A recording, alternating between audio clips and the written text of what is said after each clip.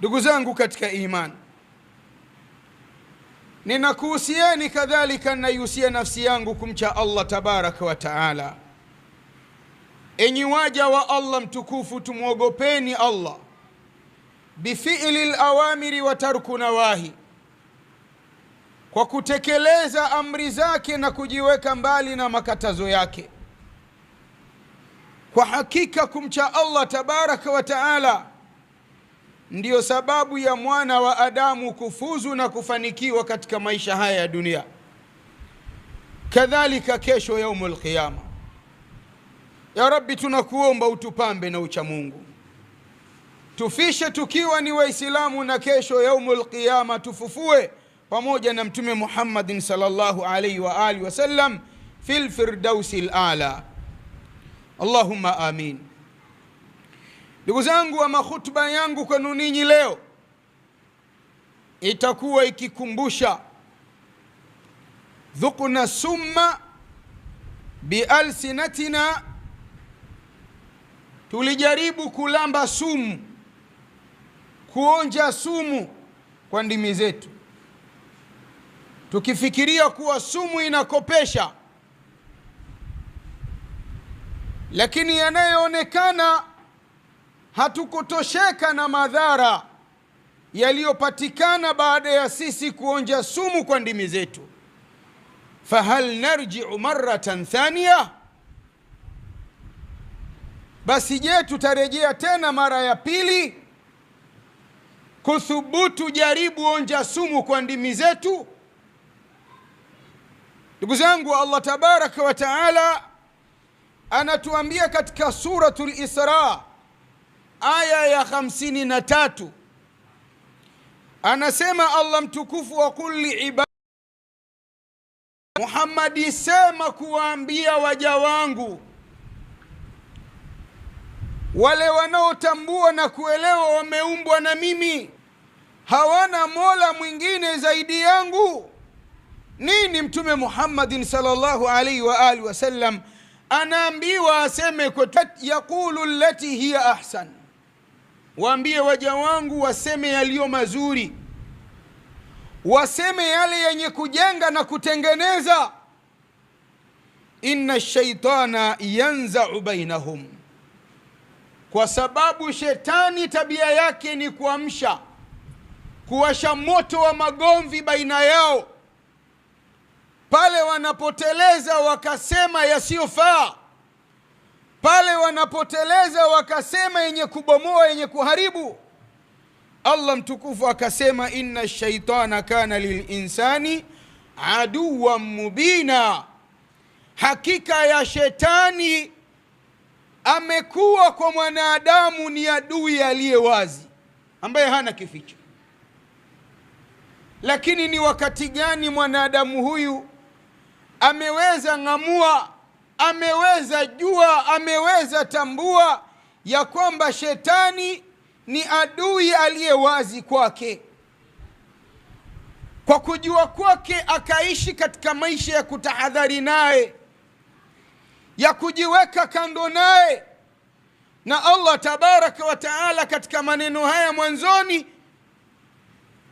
anatutahadharisha sisi kujiepusha na adui huyu aliye wazi kwetu sisi, kwa kutotamka maneno yanayoweza bomoa baina yetu, maneno yanayoweza haribu baina yetu.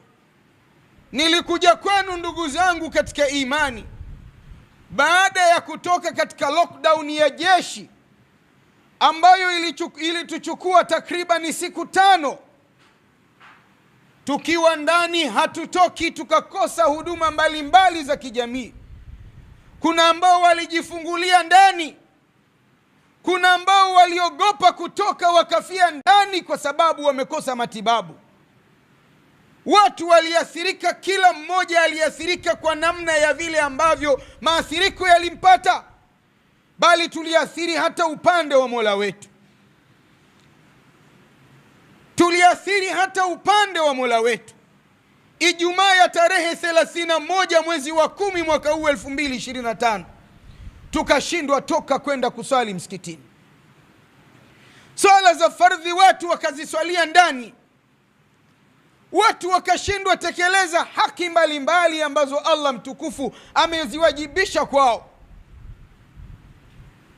Tulikuja na khutba inayotukumbusha ya kwamba jama, dini yetu ya Uislamu, hii dini ni dini iliyokamilika, ni dini ambayo yeyote katika binadamu anayeamua kuiishi kiukweli akafuata mafundisho yake, uongofu uko pamoja na yeye.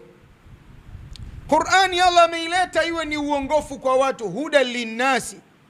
Qur'ani ni uongofu kwa watu, na uongofu wenyewe haujajificha, wa bayinati min alhuda walfurqan. Uislamu umewaweka wazi watu namna wanavyoishi katika maisha haya ya dunia. Wakipita kwenye salama wanaishije, wakipita katika hali isiyokuwa salama wanaishije. Ikafuatia pia hutuba ya pili vivyo hivyo, namna gani Muislamu ataishi katika mazingira ya fitna. Lakini ajabu miongoni mwa ajabu, bal bil asafi shadidi, masikitiko yaliyo makubwa na mazito, watu hawajaweza kuikamata Qur'ani na kuwa ndio muongozo wao, kuyashika na kuyaishi mafunzo ya Qur'ani. Hawajataka watu dhibiti ndimi zao, funga vinywa vyao. Nilisema katika hutuba mbili zile, katika hadhari kwa viongozi wa dini, kiongozi wa dini ni yule ambaye anaishi katika hii dunia akiwaongoza watu kwa kuyaelekeza macho yao, masikio yao na nyoyo zao zirudi katika maandiko matukufu ya Allah mtukufu, na wala si katika mitazamo ya watu, fikra za watu na matamanio ya watu. Viongozi wa dini pia nao wameteleza, wameacha mafunzo ya dini, wameshika miongozo ya kibinadamu. Ni jambo linalosikitisha, bali linasononesha na linajulisha na kuonesha uovu kwetu umekithiri kwa kiasi kikubwa, kumkuta kiongozi wa dini anashabikia demokrasia. Demokrasia, ndugu zangu, ni mfumo uliowekwa na binadamu, na binadamu wao wameweka mfumo huu, lengo ni kutafuta namna iliyo bora ya kuendelea tawala wengine, didimiza wengine. Si mfumo pendwa, mfumo sahihi, mfumo ongofu katika maisha ya binadamu. Mwanadini kazi yake kubwa ni kumtoa mtu kwenye... Mwanadini ndio amekaa kwenye demokrasia. Ukishakuwa mwanadini kwenye demokrasia, utachagua chama. Ukichagua chama kingine utakikataa, tayari wale ambao unawaongoza kwenye ibada umekwisha watenga, umekwisha wabomoa. Haya ndiyo ambayo tunaona yanatokea katika maisha yetu. Matokeo yake tumetoka katika mazingira ya kuishi katika namna ya kuamiliana, hali ya kuwa tukivumiliana. Kinachokuja kwetu sisi ni kila mmoja anapandikiza anachoona kinafaa kupandikiza. Tunatengeneza chuki ambayo siku ikifumua, madhara yake hakuna mmoja ambaye ataweza yazuia. Ndugu zangu katika imani, inna lisana ni'matun min Allahi alaina, hakika ya ulimi ni neema miongoni mwa neema za Allah mtukufu kwetu sisi. Lakini neema hii ya ulimi ambayo Allah mtukufu ameijalia kwetu, ja'aluhu naqamatan alaihim, ni wangapi katika ngamia kuwa ndio sababu ya wao kuteketea, kuwa ndio sababu ya wao kuondoka katika hii dunia katika namna ya kudhulumiwa. Wangapi ndugu zangu wametumia ndimi zao wakatamka matamko yaliyotoka katika vifua vyao, wakiyaona ni matamko ya kawaida, wakiyaona ni matamko mepesi, lakini matamko haya yakaja sababisha kuishi katika maisha ya watu kutukanana, kuishi katika maisha ya watu kukadhibiana, kuongopeana, kuishi katika maisha ya watu kutetana na kusengenyana, kuishi katika maisha ya watu kuamsha moto wa fitna baina yao na kuamsha mafundo. Halafu nini kilichokuja kupatikana kwao? Natija ya yote haya, ya maneno yote yatokanayo na ndimi zao, ya uongo walioueneza, ya matusi waliotukana, ya utesi walioteta, usengenyi waliosengenya, ya fitna walizoeneza. Nini faida ambayo imekuja kupatikana? Faida gani imepatikana ndugu zangu katika imani? Hakuna kilichopatikana katika faida isipokuwa ni qulubun mutanafira, ni nyoyo zilizosambaratika, wa sudurun mali'atun bilhaqdi, na watu wakaishi na vifua vilivyojaa machuki. Vifua vimejaa machuki, masononeko. Lakini si hivyo ndugu zangu katika imani. Wa mujtamaatin, na jamii iliyochanika vipande vipande, jamii ambayo kila mmoja anapita kwake, anapita upande wake. Hata pande kuu 4 za dunia hazitutoshi kwa namna tulivyochanika. Ndimi ndugu zangu ni kiungo hatari mno. Haya tunayoyasema, maneno haya yaweza pelekea sisi tukaadhibiwa na Allah mtukufu. Miongoni mwa maneno ya Mtume Muhammadin sallallahu alaihi wa alihi wasallam, anamwambia Muadhi, amekukosa mama yako. Wa hal yakubu nnasu fi nnari ala wujuhihim illa hasaid alsinatihim. Unafikiria watu watatoswa ndani ya moto kwa sababu gani nyingine kama sio chumo la ndimi zao? Maneno yao walioyasema kwenye hii dunia yakaleta maharibiko, yakaleta machafuko, yakaleta mifarakano kwa watu. Maneno ndugu zangu, ndiyo sababu Mtume Muhammadin sallallahu alaihi wa alihi wasallam katika riwaya iliyothibiti ndani ya Bukhari na Muslim, Mtume anasema, man kana yu'minu billahi wal yawmil akhir falyakul khairan au liyasmut. Yeyote anayeamini, kumwamini Allah tabaraka wa taala na siku ya mwisho ipo, aseme ukweli, aseme ukweli, aseme ya haki, ajiepushe na kuteta na kusengenya, ajiepushe na uongo na uzushi, ajiepushe na kueneza fitna na mafundo baina ya watu. Akikosa mazuri ya kusema, mara 200 na kheri sana kwa mtu huyu kukaa kimya. Nani ndugu zangu anaishi na maneno haya ya Mtume Muhammadin sallallahu alaihi wa alihi wasallam? Nani anayeishi na Qur'ani, anaishi na sunna za Mtume Muhammadin sallallahu alaihi wa alihi wasallam? Tunasema ni Waislamu. Hatustaajabu kabisa kwa wasio Waislamu kuyaishi haya, maana hawana Qur'ani, hawana sunna. Lakini masikitiko na huzuni iliyo kubwa ni kwa Waislamu wenye Qur'ani na sunna, halafu wakaishi mbali na viwili hivi. Taraktu fikum amraini ma in tamassaktum bihima lan tadhillu ba'di abada. Naondoka kwenye hii dunia, lakini nimeacha kwenu watu aslani abadan, hamwezi kupotea ikiwa mtashikamana navyo, kitabu cha Allah tabaraka wa taala na mwenendo wangu mimi. Wangapi katika Waislamu wamejisalimisha na Qur'ani na sunna ya Mtume Muhammad sallallahu alaihi wa alihi wasallam? Wanashiriki watu machafu, uzushi, wanashiriki watu utesi, wanashiriki watu kueneza fitna.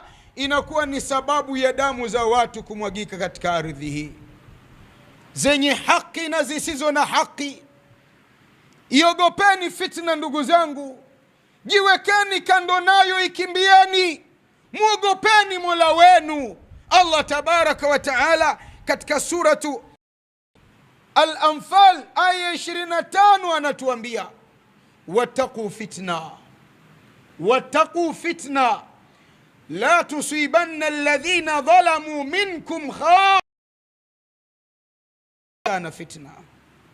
Ogopeni sana kueneza moto wa mifarakano baina ya watu. Madhara yake yakija hayatowapata tu wale ambao wanaeneza madhara hayo, madhara yake yatawapata wahusika na wasio wahusika.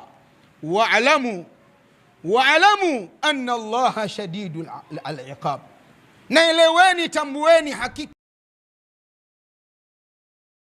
Ngapi? 29, 30, 31 mwezi wa 10 2025 waliokufa hali ya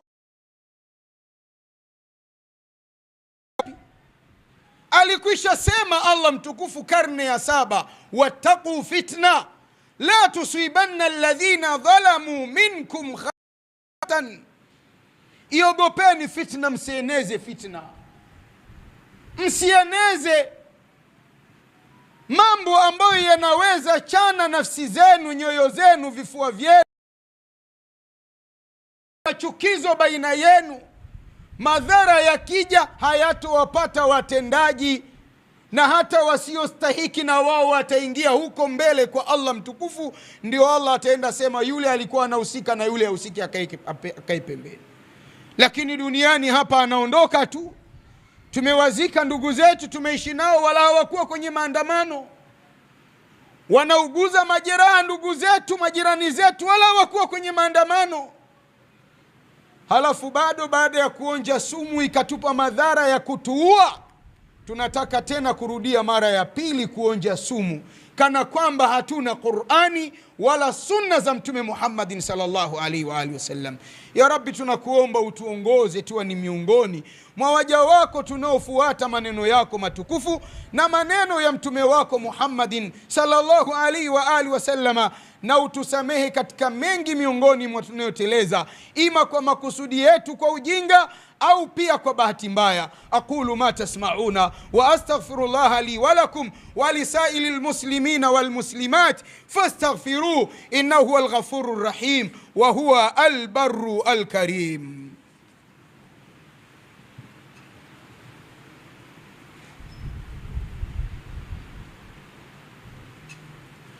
Alhamdulillahi rabbil alamin wa bihi nasta'inu ala umuri dunya wad din, wassalatu wassalam ala ashrafil anbiya'i wa imamil mursalin Muhammadin sallallahu alayhi wa alihi wa sallam. Wa ba'd, ahibbatun fillah, bimarratin thaniya usikum wa nafsi bitaqwa Allahi subhanahu wa ta'ala wa ta'ati.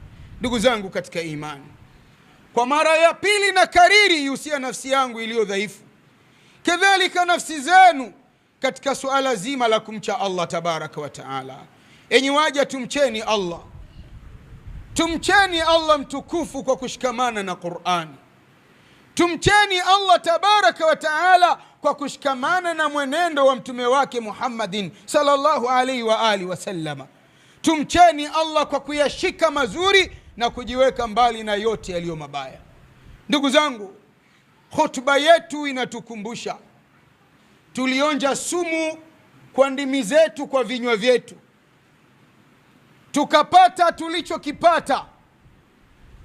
Tutarudia tena mara ya pili kuonja sumu kama ambavyo tumefanya na ikatudhuru, hali ya kuwa Qur'ani na Sunna viko mbele yetu vinatuongoza. Wameamka watu baada ya tarehe 29 Oktoba 2025, wamekuja na tarehe 9 Disemba 2025, maandamano yaliyoleta hilaki kwa watu, yaliyoharibu mali za watu, yaliyowafanya watu wamekosa ndugu zao, wamekosa waume, wamekosa watoto, wamekosa wake, zimeteketea mali. Walikuwa matajiri watu, wengine wamekuwa maskini, zimeporwa mali zao, wengine wamepoteza viungo vyao.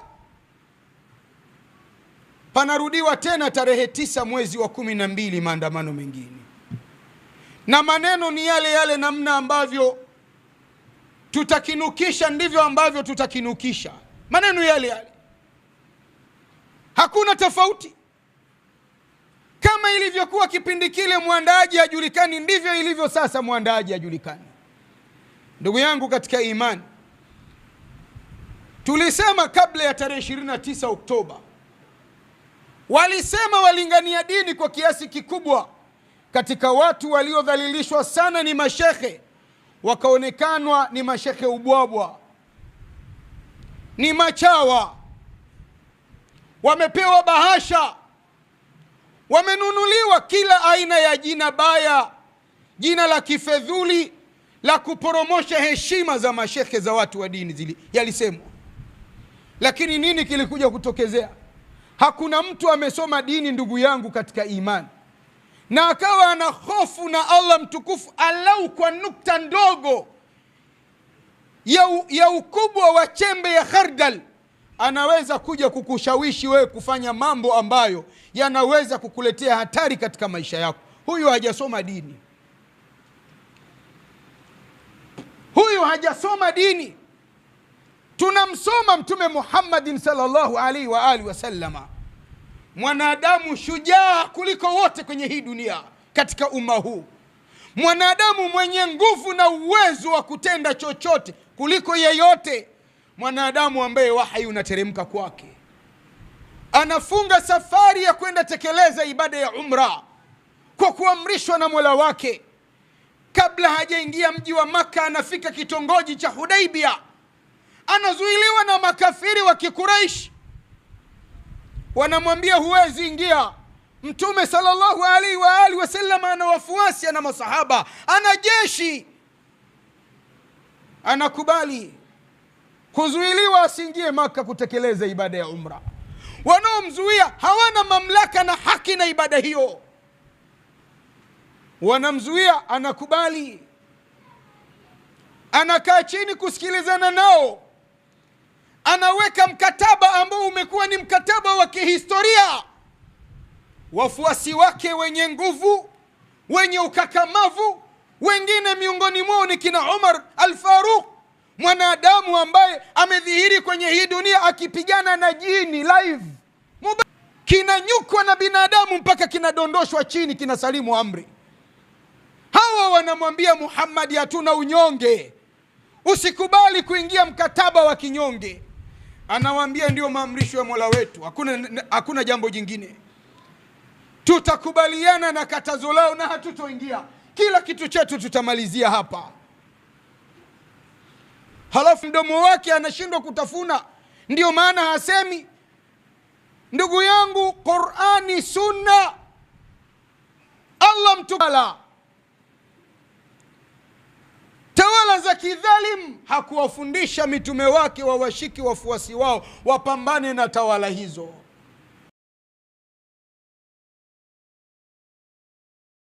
Katika hii dunia ni Firauni, laana za Allah mtukufu ziwe pamoja naye.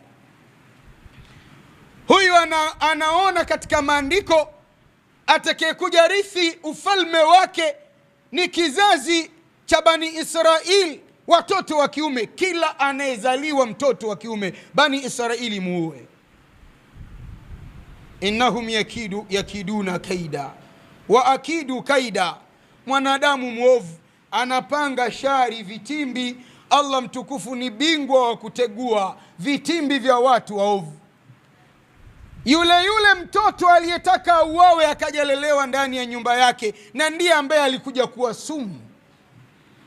Allah alimwambia Musa na Bani Israili, simameni mpambane na Firauni laanatullahi alayhi. Alimwambia shika watu wako, ondoka nao, jisalimisheni na huyu mtu. Ndivyo mitume walivyoishi, ndivyo alivyotufundisha mtume wetu Muhammadin sallallahu alaihi wa alihi wasallama. Isma'u wa ati'u, kuweni wasikivu na watiifu kwa kiongozi hata akiwa fedhuli vipi. Fa innama alaihim ma humilu, wana wao watabebeshwa yale ambayo wanayatenda wao kutokana na uovu wao. Wa alaikum ma humiltum, na ninyi mnayo mtakayobebeshwa. Huna jeshi, huna silaha, huna chochote, unataka toka enda pambana na mtu ambaye mwenye jeshi, mwenye silaha, na wala hana Mungu, na yeye anakuambia hana Mungu. unataraji nini mazao ya hapo? Nini matokeo ya hapo? Vijana wa Kiislamu, shikeni maneno haya ya Mtume sallallahu alaihi wa alihi wasallam. Tarehe 9 jizuieni ndani. Kusanya unachoweza kukusanya tarehe 9, kaa ndani. Kaa na wazazi wako, kaa na familia yako. Uislamu, ndugu zangu, ni dini inayokataa kabisa habari ya maandamano. Mudhaharatu ni miongoni mwa mambo yaliyokatazwa na Uislamu. Si katika mila za dini yetu ya Uislamu maandamano. Uislamu unafundisha kuwapa nasaha watawala. Wakizishika wakaziishi ni juu yao. Kazi kubwa umefikisha. Na hakuna mtu, ndugu zangu, ambaye anakubali mabaya machafu yaliyopo katika ardhi hii. Hawezi kuwa mtu wa Mungu anayejua maandiko ya Allah, maandiko ya Mtume, akaunga mkono kutekwa watu, kupotezwa watu bila utaratibu. Hakuna mtu hata mmoja. Hakuna mtu hata mmoja. Hakuna mtu hata mmoja wa dini anayeunga mkono mtu kuuawa. Hamna. Mnaandamana kuzuia mtu mmoja kutekwa, kuzuia mtu mmoja kuuawa. Halafu wanakufa wangapi baada ya hapo? Muislamu haumwi katika shimo la nyoka mara mbili. Si maneno ya Abu Hafsa, ni maneno ya Mtume Muhammadin sallallahu alaihi wa alihi wasallam. Almuslimu la yuldagu, Muislamu hagongwi na nyoka fi juhri dhabbi marrataini. Haiwezekani kwa Muislamu. Amkeni, zindukeni, shikeni mafunzo ya mtume wenu Muhammadin sallallahu alaihi wa alihi wasallam. Achaneni na maneno na hamasa za watu ambao hawaonekani, wala vizazi vyao havionekani. 7 anasema mtume sallallahu alaihi wa alihi wasallam, inna Allaha yarda lakum 3. Allah anaridhia kwenu ninyi mambo matatu. Anaridhia myafanye ikiwa ni Waislamu mliomwamini yeye. Wa yaskitu lakum 3, na anachukia kwenu ninyi mambo matatu. Allah anaridhia nini kwetu sisi katika mambo matatu? Yarda lakum an ta'buduhu wa la tushriku bihi shay'a. Anaridhia kwenu muabuduni yeye wala msishirikishe kwake na chochote. Nambari 1. Nambari 2, wa an ta'tasimu bihablillahi jami'an wala tafarraqu. Na anaridhia kwenu mkashikamana katika dini ya Allah kwa pamoja na wala msifarakane. Ndio maana mtu wa dini huwezi kumkuta ni mshabiki wa siasa, kwa sababu siasa inafarakanisha waja wa Allah. Mtu wa dini hawezi kuwa shabiki wa mipira, maana mipira inafarakanisha waja wa Allah mtukufu. Mtu wa dini hawezi kuwa shabiki wa mambo ya hovyo yaliyotengenezwa na mifumo na fikra za wanadamu kwenye hii dunia, maana mifumo yote ya binadamu inatengeneza kufarakana baina ya watu. Mara ngapi washabiki wa timu mbili pinzani wamegombana mpaka wakauana? Mara ngapi? Wakatiana madhara mara ngapi? Mara ngapi wafuasi wa vyama vya siasa hawa na hawa wamegombana mpaka wakatiana madhara na wakauana? Mara ngapi? Unaweza kumkuta mtu wa dini aliyeshika imani, Muislamu, anaweza gombana na Muislamu mwenzake? Muislamu anaweza muua Muislamu mwenzake? Muislamu situkuwa hawezi muua Muislamu mwenzake, Muislamu haruhusiwi kumuua hata asiye Muislamu. Muislamu haruhusiwi ila kwa haki aliyoisema Allah tabaraka wa taala. Leo kwa siasa, kwa mambo ya kidunia, wanakwambia tutakatana vichwa. Tutakatana vichwa, tutakata watu vichwa. Subhanallah, la ilaha illa Allah. Tuko wapi sisi na Qur'ani na Sunna? Turudini kwa Allah tabaraka wa taala. Dunia mifumo ambayo kazi yake kubwa ni kuwagawa watu ili watu wapate tawaliwa kwa urahisi, mmeshagawanywa sasa. Waliokugawanyeni wamejificha sehemu, wanakutazameni wakija na mashinikizo na mambo mengi. pengine kuishi kwenu lazima muwafuate wao. Ndio wanaanza sema hivi, wanasema vile, wanasema vile. Mwisho wa siku ima ni kusarenda au kutosarenda. Nafsi za watu zinajaa taharuki, tutaishije sisi ikiwa hili halipo? Hakuna mwanadamu ambaye anamgaia riziki mwanadamu mwenzake kwenye hii dunia. Ndugu zangu, hakuna mzungu hata mmoja anayemfadhili mwanadamu mwenzake, mwanadamu kwenye hii dunia. Ufadhili ambao hauna malengo, hakuna vuno yanayokusudiwa. Unawezaje enda zipatanisha nchi mbili ya simu, wakati nchi mbili hizi moja ndani yake watu hawaelewani na maisha hayaendi? Unaipanze ndani kwanza sehemu moja, halafu ndio uje ulete katika jamii nzima. Maana yake nataka kula kwa huyu, nataka kula kwa huyu. Katika mazingira ya muda huu hawa wawili hawaelewani, ninayotaka kula. Ndio mazingira yalivyo, ndio hali halisi. Unawezaje kuwa na huruma ya kupatanisha watu walio mbali mno na wewe, wakati wewe unamsaidia Netanyahu kuangamiza Waislamu wa Palestina na utu na ubinadamu wa watu? Lakini sisi kwa sababu tayari tumekwisha kubali kugawanywa, imani zimetutoka, tumeikamata demokrasia, tunaona hapa ndio pana ukombozi. Rudini Sudani miaka 7 iliyopita kwa Omar al-Bashir, mwanamke binti Alia mwenye umri wa miaka 22 alijificha huko, akaeneza maneno ya uchochezi. Sudani ikachafuka, haikaliwi mpaka leo, miaka 7. Hakuna kinachoendelea. Miaka 7, binti wa miaka 22. Jiulize binti huyu sasa hivi yuko wapi? Taifa limesambaratika, huyu binti yu wapi? Mna imani, mna Qur'ani, mna sunna, halafu mnakubali kuendeshwa na watu msiowaona, msiowajua. Mnakataa maneno ya mashehe zenu eti ni machawa, wamelambishwa asali. Mlikuwepo walipokuwa wanalambishwa asali? Mlikuwepo wakati wanaingia mkataba wa uchawa? Kwani wanachokisema wanatoa mbali na Qur'ani? Kiongozi wa dini asimame kwa wafuasi kuamrisha waikane, waifanyie uasi serikali yao? Hakuna, bali mafunzo yanatufundisha hivyo. Hata ukienda kwenye Biblia, Warumi 13 mstari wa 1 mpaka wa 2, panasemwa kila mtu atii mamlaka iliyoko, kwa maana hakuna mamlaka isiyotokana na Mungu, na ile iliyopo imewekwa na Mungu. Warumi, Biblia. Hakuna mamlaka isiyotokana na Mungu. Kila mamlaka iliyopo kwenye hii dunia imewekwa na Mungu. Basi yeye anayejiinua kinyume na mamlaka hupinga nguvu za Mungu, hupinga agizo la Mungu, na wapingao watapokea hukumu yao juu yao wenyewe. Biblia. Sio Qur'ani peke yake inayoamrisha watu watii mamlaka zilizopo, mpaka Biblia inafundisha hivyo.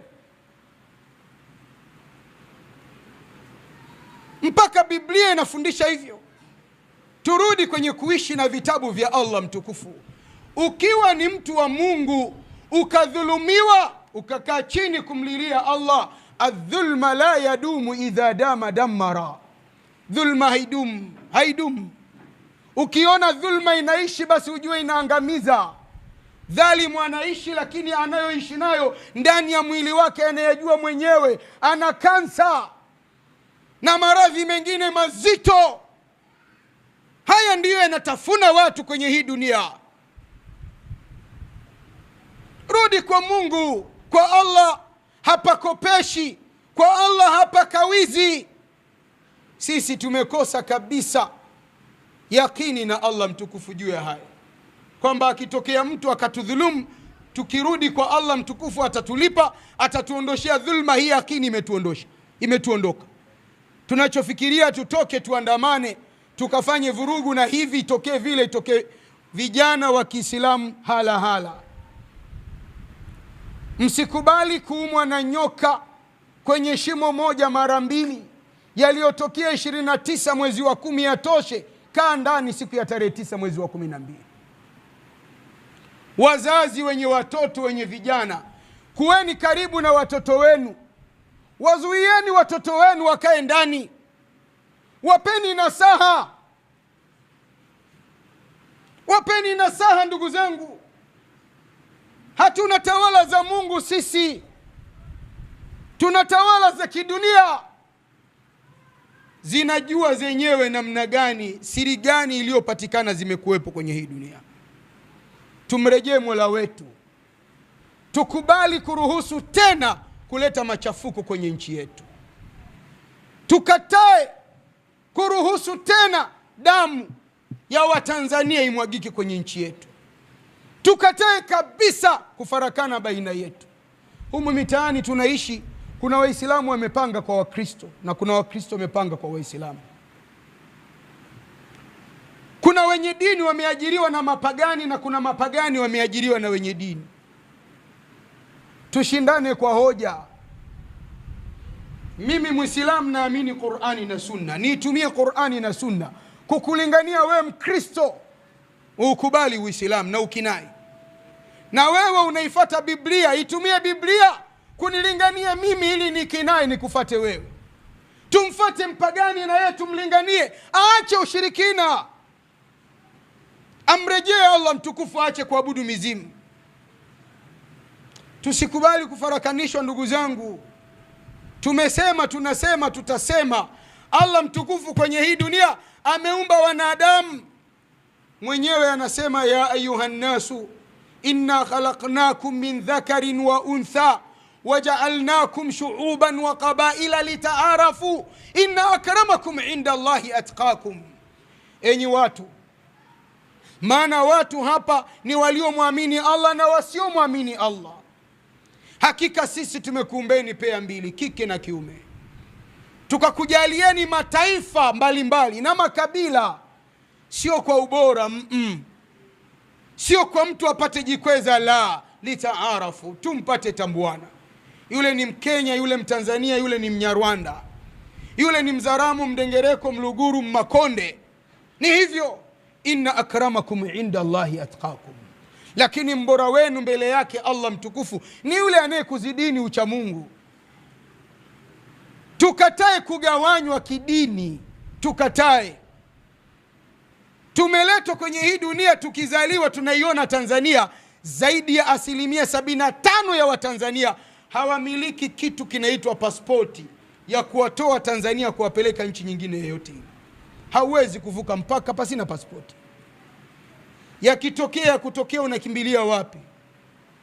Tayari Allah amekuruzuku watoto 10, unaenda nao wapi? Una wazazi wako wengine wana umri wa miaka 80 wako ndani, unawabebaje kuhama nao? Hivi hamyaoni yaliyotokea Burundi? Tuna wakimbizi ndani ya nchi yetu. Hamyaoni yanayotokea Kongo, Sudani, Libya? Hamyaoni? Kuweni watu wenye matumizi mazuri ya akili. Kuweni watu wenye nyoyo nzuri zilizosalimika na kutamani kufanya uovu. Tumrejee Allah tabaraka wa taala kwa kukataa utumwa wa kudanganywa na kupelekeshwa. Akakaa mtu sehemu moja akatuma message ya ushawishi, message ya kuamsha fadhaa na taharuki kwa watu. Watu wakaishi kwenye mazingira hayo na watu wasifanye taharuki. Tunao wazee wetu, watu wazima. Hawa ni watu wanateseka, maskini ya Mungu. Wameishi wakizaliwa hapa Tanzania, hawajawahi hata siku moja yaona yaliyotokea 29, 30, 31 mwezi wa 10, 2025. Wanaposikia yanakuja mengine tena, hawa wazee kwa umri walio nao, kinga zao ziko chini. Hofu inayotokana na kuhisi tukio hili litakuwa vile ni sababu kwa wao ya kinga zao kuendelea kuporomoka chini. Kinga ndugu zangu ya mwili ndiyo kitu ambacho Allah amekipandanisha katika mwili wa mwanadamu kipate msaidia kumlinda na magonjwa mbalimbali ya ambukizi. Ninaye mama yangu mimi, Mama wa hiari ninaishi naye na mlea, maskini ya Mungu ana maradhi ya... Kwa nini tuwadhuru wazee wetu kwa haya? Kwa nini we kijana unayejiita Gen Z, kwa nini unataka kuwadhuru wazee wako kwa haya? Kwa nini unataka kuwasononesha wazee wako? Unavyofikiria mwanadamu ndiye anakupa riziki wewe? Riziki inaletwa na Allah mtukufu kwako. Wama min dabbatin fil ardi illa ala Allahi rizquha. Hakuna kiumbe kinatambaa katika ardhi, si binadamu, hata sisimizi, riziki yake iko kwa Allah. Nenda katawakali kwa Allah, Allah atakupa. Wala usijesema, usifikirie kwa kuwa mimi nimesoma ndio nipate ajira. Wangapi waliosoma hawakupata ajira, na wangapi wasiosoma wana ajira na wameajiri wasomi. Serikali yetu tuliwahi sema ndio mama ndio baba ya Watanzania. Ina haki ya kuhakikisha kila wanachokitamka katika muda tulionao kiwe ni chenye kuwajenga Watanzania, chenye kurudisha matumaini na kuzalisha mbegu ya ukombozi kwa Watanzania. Iwasaidie Watanzania watoke kwenye huu mkwamo ambao umeishi kwao, kwa kuhakikisha wanasema yale ambayo ni faraja kwa raia ya Watanzania, bali watendee Watanzania yale ambayo yana kheri na Watanzania, yana furaha na Watanzania, yanaleta amani, yanajenga na kudumisha amani ya Watanzania, yanaimarisha maisha ya Watanzania, na ijiweke mbali na kinyume na hayo. Serikali inaweza na ina wajibu wa kufanya hivi. Tunamuomba Allah tabaraka wa taala awajalie viongozi wetu wawe ni viongozi wema, wenye kutenda kwa dhamira njema. Lengo ni kuwakusanya na kuwaunganisha Watanzania waendelee kuishi katika namna ya kuamiliana, hali ya kuwa wakitengana kwa kuvumiliana katika dini zao. Tunamuomba Allah tabaraka wa taala awape viongozi wetu maono mema, awape utashi ndani ya nafsi zao, utashi uliojaa huruma ya kweli kwa Watanzania. Ya Rabbi, jalia viongozi hawa iwe ni sababu ya kutengemaa maisha ya Watanzania na hali za Watanzania. Utekaji, manyanyaso, maisha magumu yakome kwa Watanzania. Ya Rabbi, tunakuomba endelea angazia nuru iliyo njema katika vifua na vinywa vya viongozi wa dini katika nchi yetu ya Tanzania. Viongozi wa dini vinywa vyao viseme yale ambayo yatawaunganisha Watanzania na wala si kuwafarakanisha Watanzania. Ya Rabbi, tunakuomba utuepushe na chuki na mafundo yaliyo miongoni mwetu wa Tanzania. Rudisha umoja, mshikamano, maelewano, kuvumiliana baina yetu. Ya Rabbi, tunaishi mitaani kwenye majumba tukiwa ni dini zilizofarakana. Endelea tujalia uvumilivu, hali ya kuwa kila mmoja akiishi katika kufuata mafunzo ya dini yake pasina kumtukana mwingine wala kumkejeli. Ewe Allah mtukufu, tunakuomba kila mwenye shari na Tanzania, kila mwenye nia mbaya na Tanzania, kila mwenye kuikusudia vibaya Tanzania, ikiwa yupo ndani ya Tanzania, ya Rabbi, tuweke mbali naye, tuepushe na shari zake, mzuie asiendelee eneza shari zake. Ya Rabbi, wajalie viongozi wa siasa nyoyo zenye maono ya huruma na Watanzania. Waache kutamka matamko ambayo yanazua taharuki baina ya Watanzania. Waongee maneno laini yenye kuwaunganisha Watanzania. Ya Rabbi, tunakuomba kila yule ambaye ana nia mbaya na Watanzania na mzuie, ya Rabbi, asiendelee eneza ubaya wake, asiendelee eneza shari zake. Mzuie kwa namna unayojua wewe, ya Rabbi.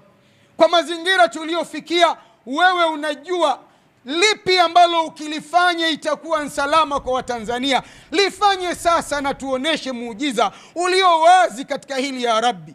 Ewe Allah mtukufu, tunakuomba walinde, wanusuru, wakinge na kila shari za mazayuni wa Kiyahudi, ndugu zetu wa Palestina.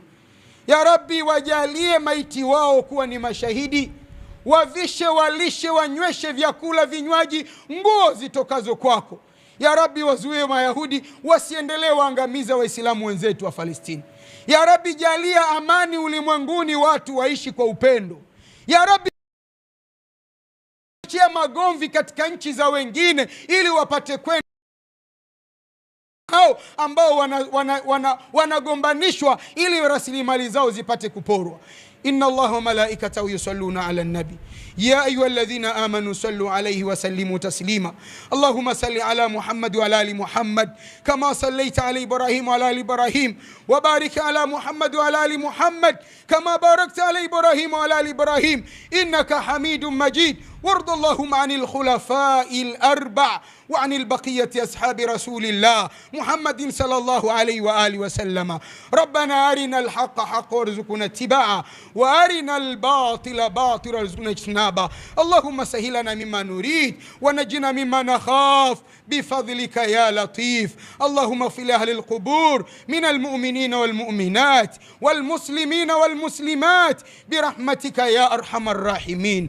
يا رب Mola mkarimu, muumba wa mbingu na ardhi, tunakuomba ya Rabbi kwa utukufu wako, kitaharishe, kisafishe kizazi cha vijana wetu, waepushe na fikra za kujivika vazi la UGNZ, wavishe vazi la vijana wastaarabu, vijana walio wema, wenye kufuata mafundisho yako na mafunzo ya mtume wako Muhammadin sallallahu alaihi wa alihi wasallam.